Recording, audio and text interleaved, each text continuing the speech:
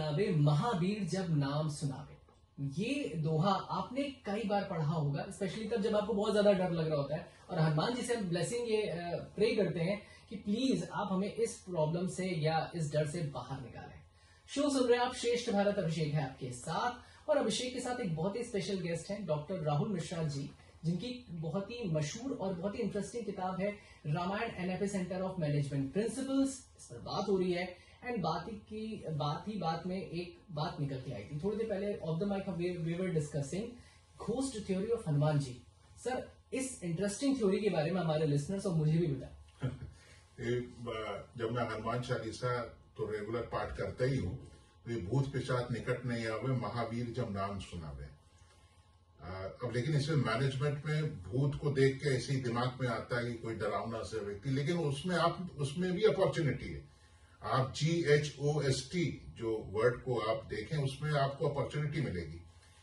Opportunity क्या है? जिस समय बजरंग बली हमारे हनुमान जी सागर को लांग रहे थे, समुद्र को लांग रहे थे और जामवंत जी ने प्रेरित किया था, जामवंत जी अंगद जी ने प्रेरित किया था कि आप लंका को आप ही करके और सीता जी का पता करके वापस आ सकते हैं।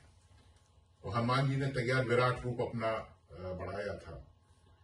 अब यहां पर जब मैं पढ़ रहा था ये हनुमान चालीसा, तो लगा कि हनुमान जी को तो या कोई आप सोच ही लीजिए तो भूत पिशाच से भाग जाते हैं, लेकिन एक घोस्ट थ्योरी का एक ऐसे ही इन्वेंशन दिमाग में है, वो भी सब प्रभु की कृपा है, हमारा कुछ नहीं है।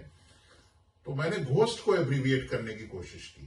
तो हनुमान जी जिस समय लांग रहे थे तो उनके सामने गोल था, तो G stands for goal, G, और H stands for hurdles. Hurdles है कि नहीं? नाउ इतना बड़ा सागर कहें या समुद्र कहें, तो वो था ओशन ऑफ चैलेंजेस। अब ओशन ऑफ चैलेंजेस में क्या था? पहले आया मैनाक पर्वत, उसने रोकने की कोशिश की। फिर आई सुरसा, उसके बाद आई सिंघनी जो छाया को ही पकड़ लेती थी, उसको ये था वरदान। अब ऐसे कितने चैलेंजेस आते हैं वर्ल्ड में, बड़े बड़े टॉप लीडर तो CEO के सामने आप देखो। H तक हम पहुंचे। जब H तक पहुंच गए तो O का मतलब हो गया अपॉर्चुनिटीज। अपॉर्चुनिटीज थी। उसके बाद हम जब फांद गए तो S का मतलब आया सक्सेस, यानी हनुमान जी को सक्सेस मिल गई। आप भी अपने आपको हनुमान जी के ही फॉर्मेट में रखिए। सक्सेस मिली। अगर आप रिलैक्स हुए तो फिर ट्रबल आ गई। अब ट्रबल क्या थी? जो लंका का द्वार रक्षा कर रही थी वो थी लंकनी, वो ट्रबल थी। अब इस ट्रबल को, घोस्ट को दूर करने के लिए हनुमान जी के आगे तो सिर्फ प्रभु श्री राम थे और राम ही सोल्यूशन है। अब राम कैसे सोल्यूशन है? R का मतलब होता है righteous approach, right attitude, right direction, R। A का मतलब होता है आपकी अप्रोच और आप एजाइल होना चाहिए, ये हुआ A। और M का मतलब होता है मोटिवेशन। तो घोस्ट का जो सोल्यूशन है गिराने का, वो भी प्रभु श्री राम है और उसको करने वाले हनुमान जी। ये हमारी घोस्ट थ्योरी है।